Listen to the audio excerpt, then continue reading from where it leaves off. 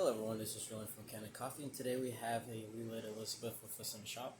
And it came in for leaking around the group head, not coming from the portafilter itself, but from the boiler.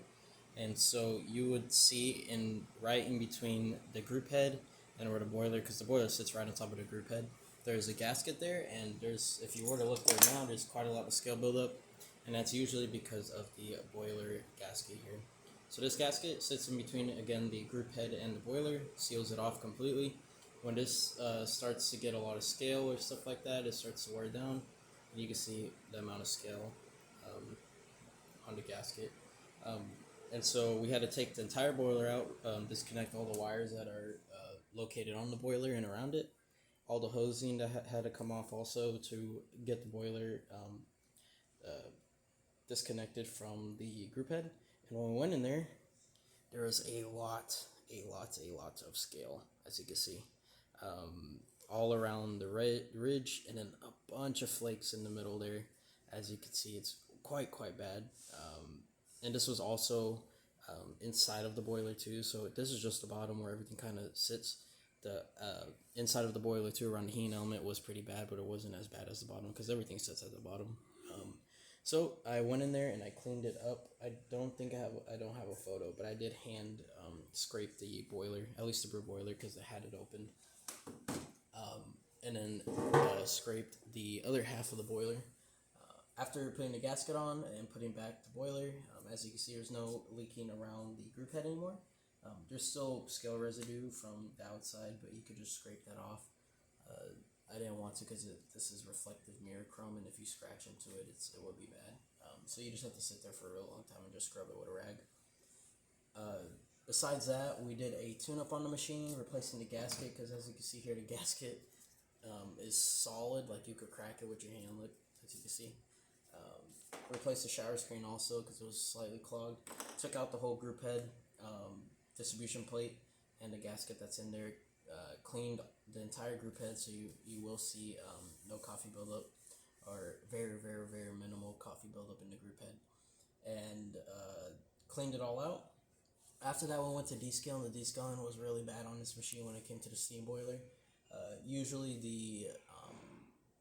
the tiers of water coloring that you get with scale goes from a clear, which indicates that you have a lot or no scale in your boiler, or very minimal, to like a light blue, dark blue sometimes, indicating that you do have quite a bit of scale in there, but it's nothing really hazardous when it comes to the health of your machine.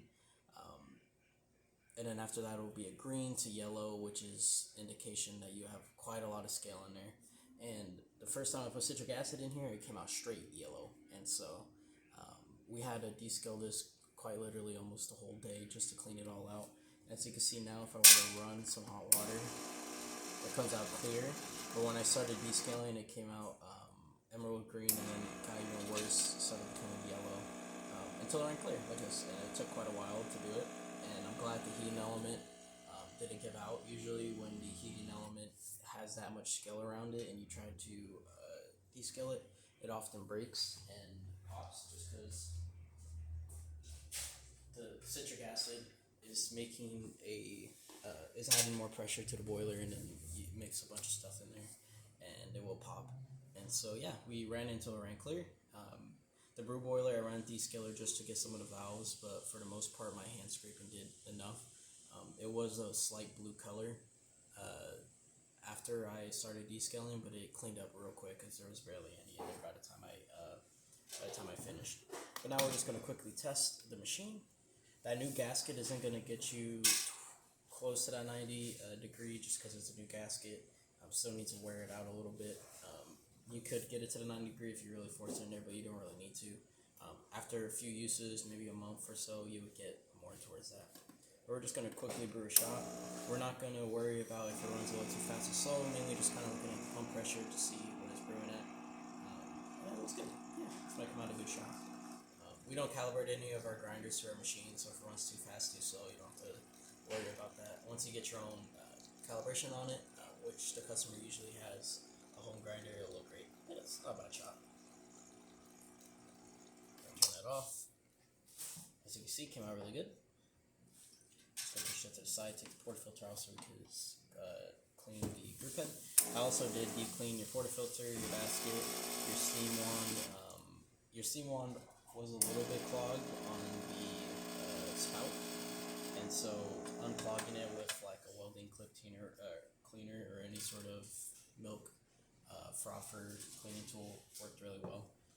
And now we're just going to test that here real quick because a little bit of water's going to come out. As you can see, and really, really nice. Nice and strong. It is a two-spouter. You do have to take your time a little bit when making milk. After that, again, we've seen it already, but we're just going to quickly run the hot water.